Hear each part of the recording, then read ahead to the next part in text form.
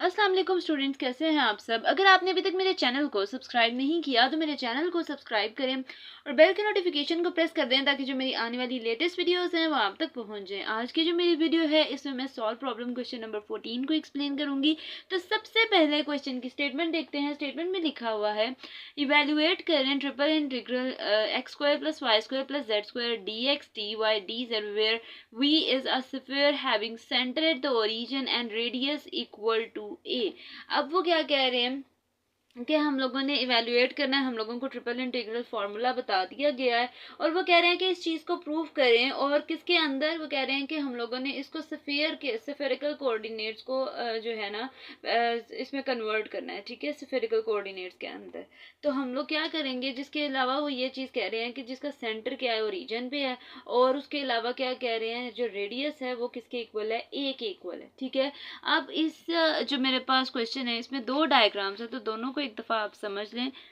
मेरे पास ये कह लें कि कोई स्फेरिकल शेप है जिसका कह लें कि सिर्फ एक जो पार्ट है। ठीक है, जिस तरह से अगर मेरे पास कह लें कि एक स्फेयर है तो किसका, उसका एक हिस्से की बात की जा रही है जो कि सिर्फ इतना सा पोर्शन है। ठीक है, अगर इसकी बात की जाए तो वो ये कह रहे हैं कि यहाँ पे हम लोगों ने एक पैच लिया है, जिस पैच को वो x square plus Y square plus z square is equal to A square के इक्वल कह रहे हैं। ठीक है, और इसका जो वॉल्यूम एलिमेंट है उसको वो कह रहे हैं कि वो यहाँ पे लाई कर रहा है, मतलब d v is equal to d x D Y D z. उसके अलावा जो इसका शेडो है वो यहाँ नीचे किस प्लेन पे आ रहा है, एक्स वाई प्लेन पे। ठीक है, इस पॉइंट पे जेड वाली वैल्यू तो जीरो है क्योंकि ये किसके अंदर आ रहा है, एक्स वाई के अंदर, प्लेन के अंदर आ रहा है। तो इस पॉइंट पे वाई वाली वैल्यू, सॉरी जेड वाली वैल्यू जीरो होगी, तो जेड जीरो है, और इसके अलावा X square plus Y square is equal to A square आ जाएगा। लेकिन इसमें अब जेड स्क्वायर नहीं आएगा। क्यों? रीज़न ये है कि इस जो रीजन है जिसपे इसका ये शेडो लाई कर रहा है वहाँ पे जेड की वैल्यू जीरो है। ठीक है, आपकी चॉइस है। आप अगर कोई प्लेन लेते हैं पोर्शन, या जो आपका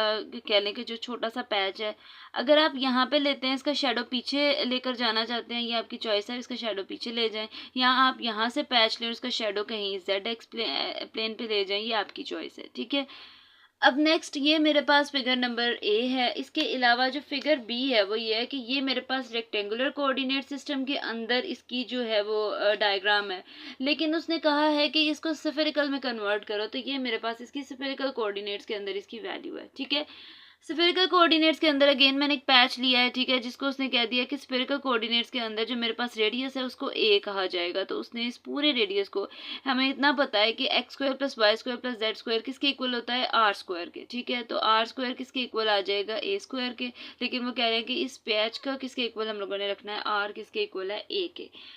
उसके अलावा जो इसका वॉल्यूम एलिमेंट है उसको हम लोग अगर स्फेरिकल कोऑर्डिनेट्स के अंदर जिस तरह से हम लोग फाइंड आउट करते थे, अगर वहाँ से चीज़ वैल्यू ली जाए तो मेरे पास डी वी किसके इक्वल आर स्क्वायर साइन सेन थीटा।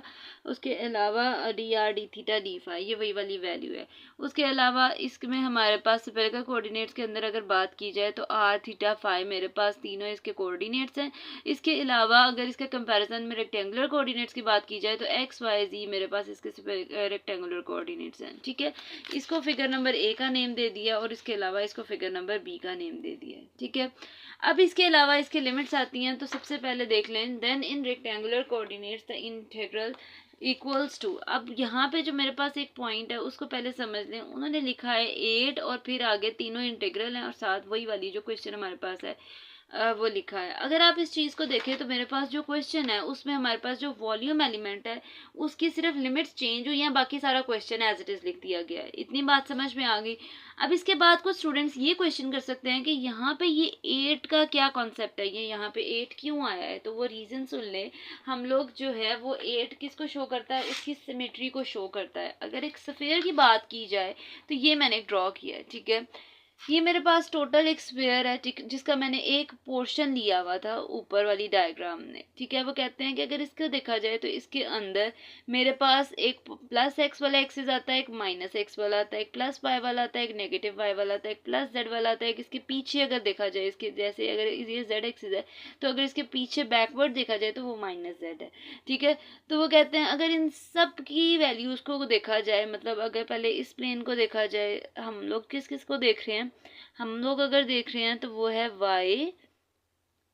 ये मैंने आगे पीछे कर दिया है, एक्स वाई जी। आपने इसको y रखना है, ये माइनस वाई आ जाएगा। इसको आपने x रखना है और इसको आपने z रख लेना है। ठीक है, क्योंकि हम यहाँ पे ही मैंने इसको गलत इसको लेट कर दिया है, वैसे ठीक है, लेकिन जब भी हम बात करेंगे तो ये जो मेरे पास इस वाली डायरेक्शन में है इसको एक्स एक्सिस कह लेंगे। चलो मैं चेंज कर देती हूँ, इसको आप एक्स लेट कर लें, ठीक है। और इसके जो पीछे जाएगा नेगेटिव एक्स एक्सिस है, ये मेरे पास वाई प्लस पॉजिटिव वाई है, ये मेरे पास नेगेटिव वाई है, और ये मेरे पास माइनस जेड है, और ये प्लस वाली वैल्यू आ गई है, ठीक है, प्लस जेड में।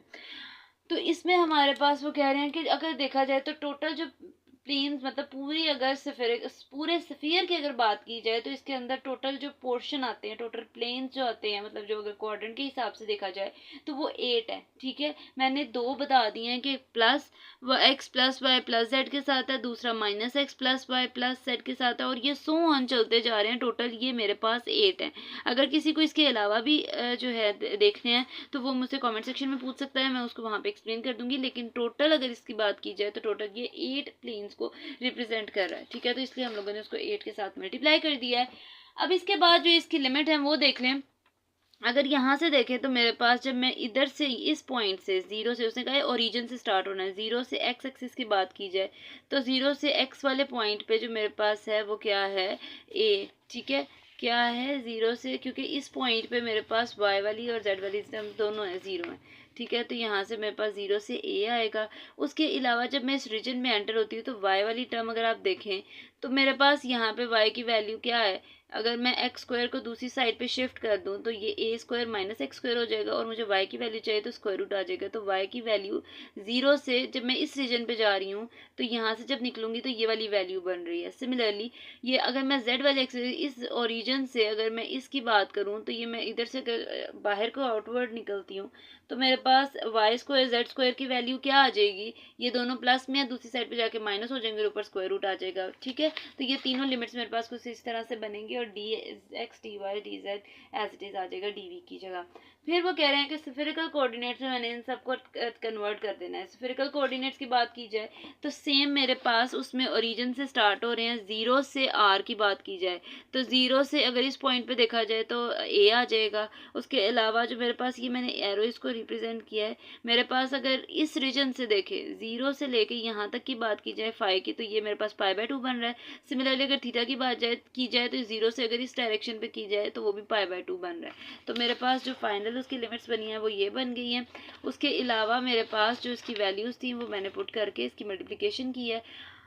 यहाँ पे मेरे पास इसका मतलब है x square plus Y square plus z square की वैल्यू आर स्क्वायर है, ठीक है। तो आर स्क्वायर को जब मैं आर स्क्वायर से मल्टीप्लाई करूँगी आर की पावर 4 हो जाएगा।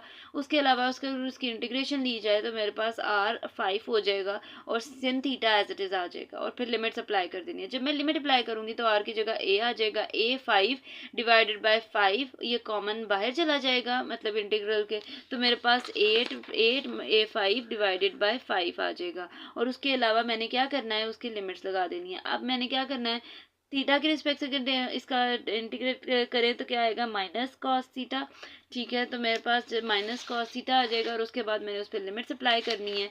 लिमिट अप्लाई की है तो अगर आप ये चीज़ देखें तो यहाँ पे मेरे पास जो माइनस कॉस थीटा है, थीटा पे जब पाई बाय 2 लगाऊंगी तो जीरो आ जाए और आ रहा है, और उसके अलावा माइनस हमारे पास जब limits upper limit minus lower limit होता है तो कॉस जीरो करूंगी तो वो 1 के इक्वल आएगा, माइनस माइनस मिलके प्लस बना देगा, तो हमारे पास D phi as it is आ गया। फिर अगेन इसकी इंटीग्रेशन की जाएगी तो खाली फाई आ जाएगा। अगेन इस पे वैल्यूज पुट करें, पुट करने के बाद सॉरी लिमिट्स पुट करें, पुट करने के बाद पाई बाय 2 माइनस जीरो आ जाएगा।